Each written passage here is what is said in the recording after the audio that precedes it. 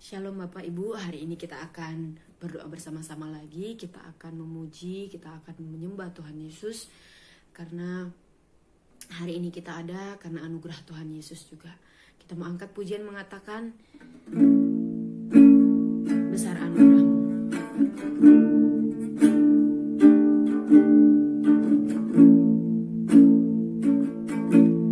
Ku ada sebagai mana ku ada, berdiri menghadap tahta-Mu Bapa. Semua karena anugerah-Mu yang telah selamatkanku. Ku hidup dalam segala kelimpahan, ku layak untuk melayani Tuhan. Semua karena anugerah-Mu mencurah bagiku. Besar anugerah-Mu,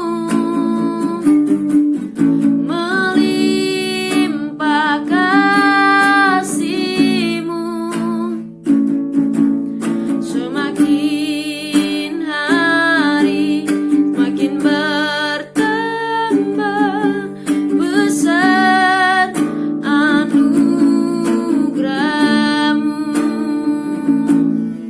besar anugerah-Mu, melimpah kasih-Mu, semakin hari semakin bertambah. Besar anugerah-Mu.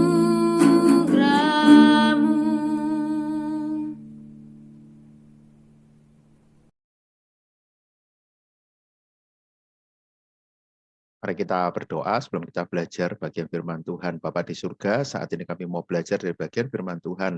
Roh Kudus yang menolong supaya kami bisa mengerti dan kami bisa melakukannya. Di dalam nama Tuhan Yesus kami berdoa. Amin. Saudara, bersyukur kita kembali boleh bersekutu, kita kembali boleh belajar firman Tuhan dan nanti akan menaikkan doa-doa kita. Tadi kita juga sedang memuji Tuhan. Kita akan lihat satu bagian firman Tuhan dari 1 Petrus 1.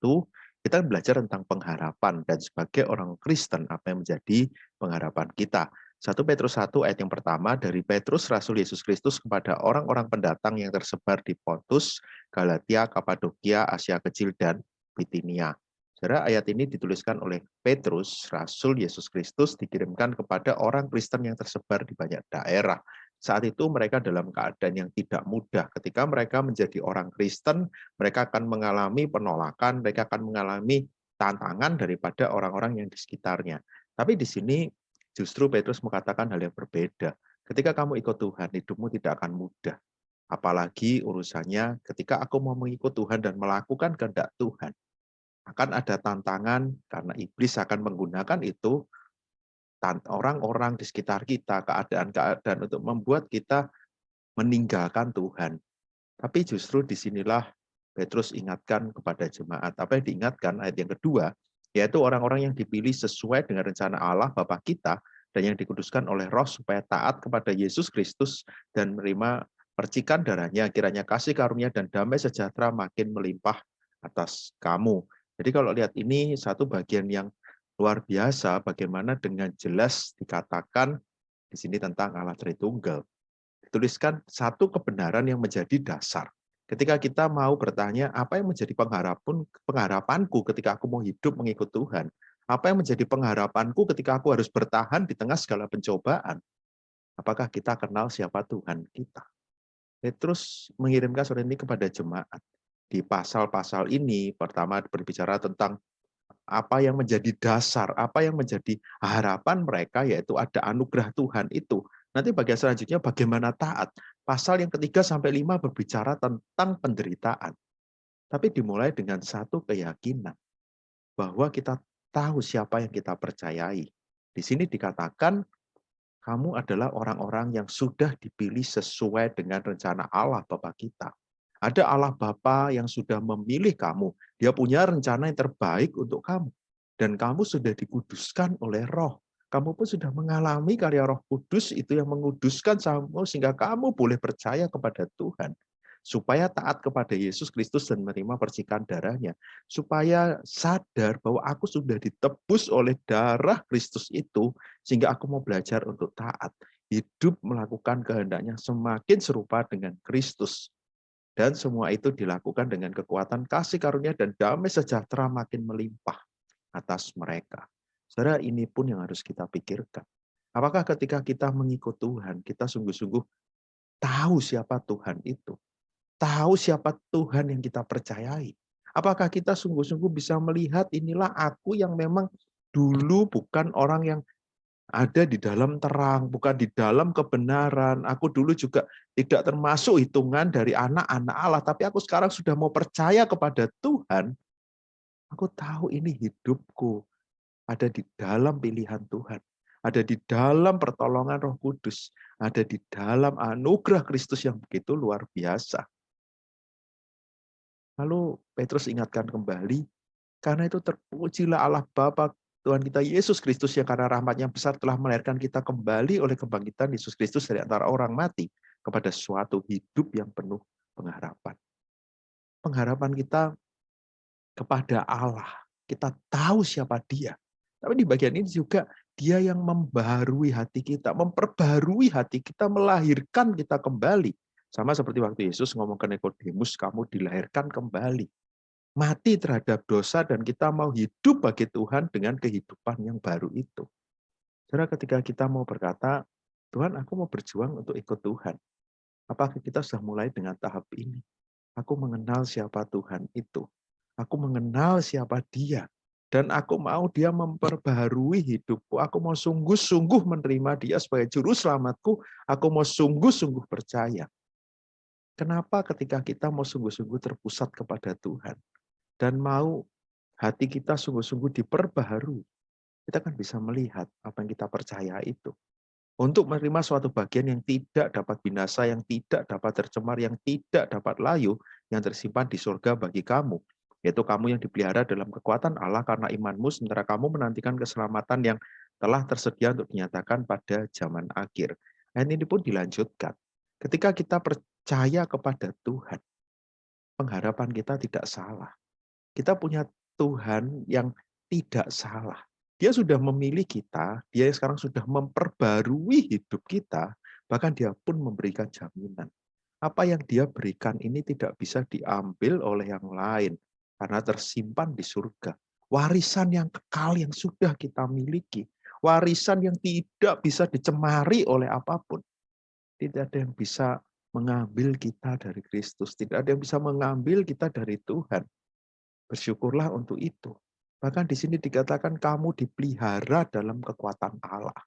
Saudara, sampai kali hari saat ini pun kita bisa lihat dari ayat-ayat ini.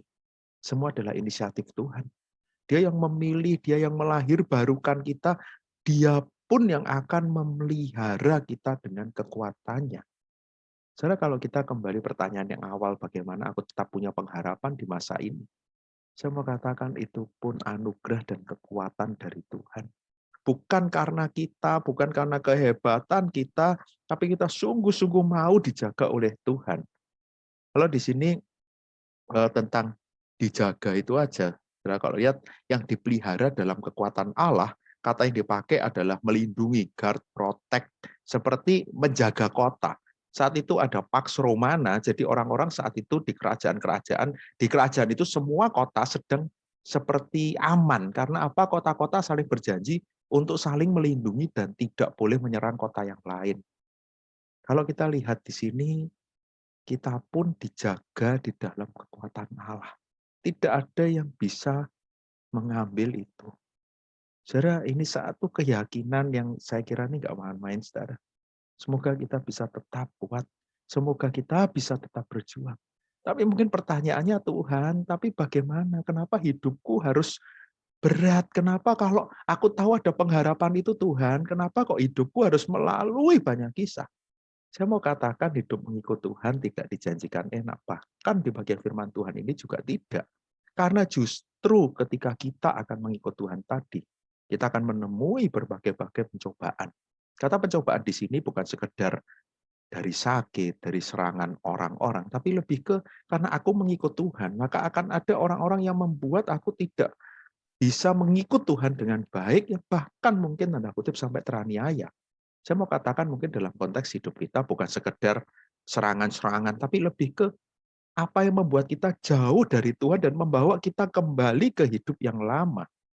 Saudara, itu akan terus ada selama kita masih hidup.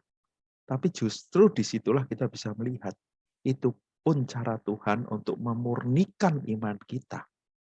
Ayat yang ketujuh, membuktikan kemurnian imanmu yang jauh lebih tinggi nilainya daripada emas yang fana yang diuji kemurniannya dengan api. Sehingga kamu memperoleh pujian dan kemuliaan kehormatan pada hari Yesus Kristus menyatakan dirinya.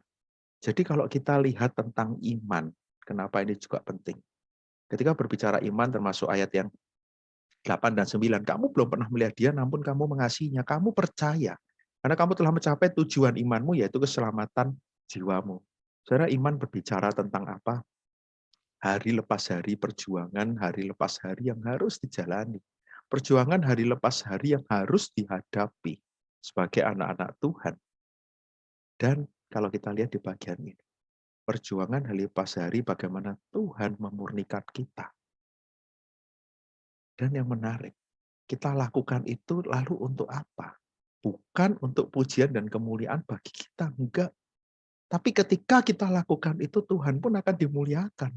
Dan pada waktunya kita pun akan mendapatkan pujian dari Kristus sendiri pada waktu hari Dia datang yang kedua kalinya. Saudara, ketika anak-anak Tuhan boleh kuat berjuang, kita kan bisa menyatakan Kristus kepada orang-orang di sekitar kita. Karena itu ada kalanya Tuhan izinkan. Bahkan mungkin terlalu banyak hal yang kita merasa, kenapa Tuhan kok aku harus alami ini? Kenapa ketika aku ikut Tuhan justru banyak tantangan yang aku harus temui?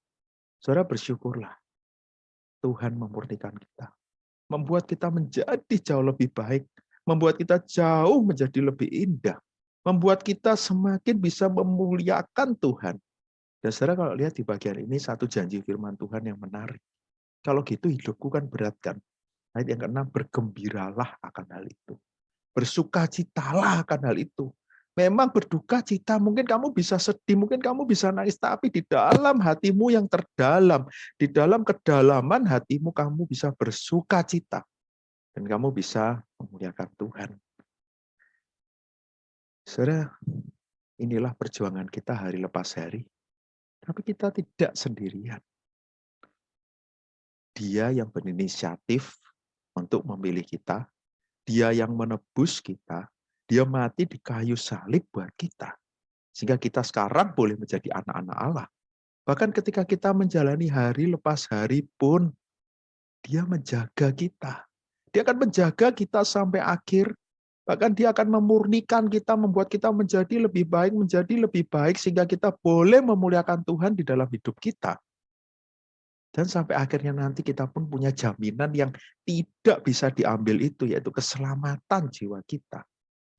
Karena itu saudara, kalau kita mengalami apapun yang sekarang kita rasakan di dalam hidup kita ketika kita mengikut Tuhan, perjuangan hari demi hari yang tidak mudah. Semakin kita mau mengikut Tuhan, iblis gak akan suka. Ada banyak hal yang akan menarik kita untuk menjauh dari Tuhan. Kembali ke hidup kita yang lama. Membuat kita lupa apa yang Kristus sudah lakukan bagi kita. Membuat kita mempertanyakan apakah aku sudah mendapatkan jaminan itu, apakah Tuhan menolong aku. Hari ini saya mau katakan kita ditolong oleh Tuhan. Kita tidak sendirian. Jaminan itu sudah diberikan. Mari kita jalani hari lepas hari bersama dengan Tuhan. Kita adalah orang-orang yang berbahagia yang sudah ditebus. Setiap hari adalah waktu Tuhan memurnikan iman kita. Lebih baik, lebih baik, lebih baik lagi. Setiap hari menjadi waktu di mana kita melakukan kehendak Tuhan. Nama Tuhan yang dipermuliakan. Mari kita berdoa. Bapa di surga, berkati setiap anak-anak-Mu Kami bersyukur kami adalah orang-orang yang sudah Engkau tebus. Engkau sudah memilih kami. Kami sudah mendapatkan bagian yang terbaik yang tidak bisa lenyap, tidak bisa diambil dari kami. Terima kasih Tuhan. Tapi Tuhan, hari-hari kami seringkali tidak mudah. Ada banyak hal yang ingin membawa kami jauh dari Tuhan. Tapi kami bersyukur firman Tuhan juga mengatakan Engkau sendiri yang akan menguatkan kami. Bahkan kami tahu di tengah segala tantangan hidup kami yang tidak mudah. Itulah cara Tuhan untuk memurnikan iman kami, membuat kami menjadi lebih baik lagi. Biarlah kami bisa taat kepada Tuhan, apapun yang saat ini menjadi kondisi kami, apapun yang menjadi pergumulan hidup kami tahu kami tidak sendirian. Mampukan kami terus bertahan hari demi hari, kami terus hidup di dalam iman itu dan nama Tuhan yang dipermuliakan. Terima kasih Bapak. Mari kita berdoa untuk anak-anak Tuhan. Supaya di masa-masa yang belum mudah, kalau kita lihat kondisi COVID, kondisi banyak yang bisa membuat kita mungkin menjauh dari Tuhan, mempertanyakan iman kita, mungkin seperti kayak bahkan mungkin marah, mungkin kita kecewa, mungkin kita tidak bersyukur. Biarlah anak-anak Tuhan bisa kembali sadar bahwa mereka adalah orang-orang yang tidak pernah ditinggalkan oleh Tuhan. Mereka harus terus berjalan bersama dengan Tuhan. Kita doakan untuk banyak sarana-sarana anak Tuhan bisa bertumbuh melalui YouTube, melalui Zoom, atau acara-acara yang lain. Juga bisa dipakai Tuhan meskipun ini sangat tidak ideal. Tapi anak-anak Tuhan bisa tetap bertumbuh imannya di masa ini, mereka tetap kuat. Mari kita berdoa. Bapa di surga, saat ini kami juga berdoa untuk anak-anak Tuhan. Di masa yang tidak mudah ini, Tuhan yang tolong, Tuhan yang mau berkati, supaya kami terus diberikan kekuatan. Kami tahu kami lemah, Tuhan, tanpa Engkau. Kami tahu kami tidak bisa berbuat apa-apa, bahkan mungkin kami akan merasa begitu berat hidup ini. Tapi kami bersyukur karena kami tahu Engkau tidak pernah meninggalkan kami. Biarlah kami mau terus yakin bahwa Engkau bersama dengan kami, Engkau menguatkan kami. Karena itu kami mau terus fokus mencari Tuhan. Biarlah kami di masa-masa ini kami tetap bisa belajar firman Tuhan, bisa bersekutu, beribadah dengan baik di tengah masa online ini. Mungkin si jahat akan suka ketika kami menjauh dari Tuhan. Tapi biarlah di masa ini, di tengah segala hal yang tidak ideal, kami pun diberikan kerinduan untuk terus mencari Tuhan. Kami yakin meskipun online seperti persekutuan doa ini, kuasa Tuhan pun ada. Roh Kudus bekerja di dalam hati kami. Terima kasih Bapa. Dalam nama Tuhan Yesus kami berdoa. Kita juga berdoa untuk penanganan COVID, kita terus berdoa untuk pemerintah, kita terus berdoa untuk para nakes, kita berdoa untuk aparat keamanan, semua yang berkaitan dengan COVID, untuk vaksin, untuk obat-obatan, untuk rumah sakit, untuk pengamanan karena PPKM dan sebagainya, mari kita doakan. Bapak di surga, kami berdoa untuk COVID ini, untuk keadaan di sekitar kami, untuk bangsa kami. Tuhan juga tolong berkati semua pemimpin bangsa ini. Semua mereka juga boleh mengambil keputusan-keputusan yang tepat untuk kepentingan rakyat, bukan untuk kepentingan mereka sendiri. Kami juga berdoa untuk para nakes yang harus bekerja keras sampai hari ini. Tuhan terus lindungi mereka. Kami juga berdoa untuk distribusi vaksin di Indonesia juga berjalan dengan lancar. Tuhan juga yang tolong. Kami juga berdoa aparat keamanan, pemimpin daerah, Satpol PP yang menegakkan PPKM, supaya mereka juga diberikan penyertaan oleh Tuhan. Supaya mereka juga tetap kuat di tengah segala tugas yang mereka jalani. Kami berdoa untuk keadaan ini, Tuhan yang mau terus tolong. Terima kasih Bapak. Kami juga teringat untuk orang-orang yang saat ini terkena COVID. Kalau dari mereka ada yang saat ini dalam kesendirian, ketika harus isolasi, harus dirawat, Tuhan juga tolong, Tuhan yang mau terus jaga. Terima kasih Bapak. Dalam hal ini kami berdoa. Kita juga mau berdoa untuk orang-orang terdekat kita, mungkin untuk keluarga kita mau khusus doakan mereka, atau siapapun yang kita kenal pasangan kita, supaya kita tetap kuat menghadapi hari-hari ini, kita tidak goyah, dan kita terus bertahan di dalam iman kita. Kita boleh sebutkan nama untuk orang-orang yang dekat dengan kita, doakan mereka, supaya mereka terus berjuang di masa ini. Saya kira itu kerinduan kita, semua orang terus berjuang bersama dengan Tuhan dan menjaga iman mereka. Mari kita berdoa.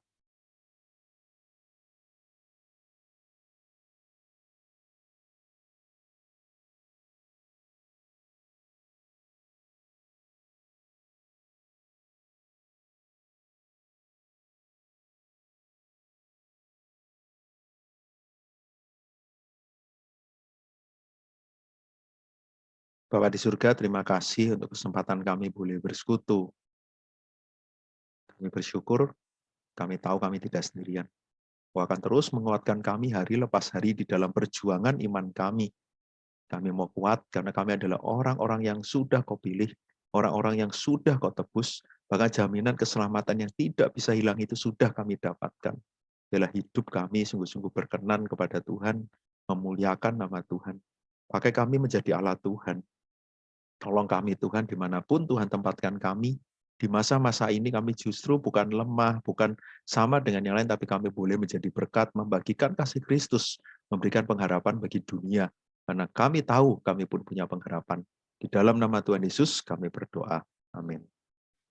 Terima kasih saudara-saudara yang sudah mengikuti persekutuan doa ini. Tetap semangat, tetaplah berharap kepada Tuhan. Tuhan Yesus memberkati.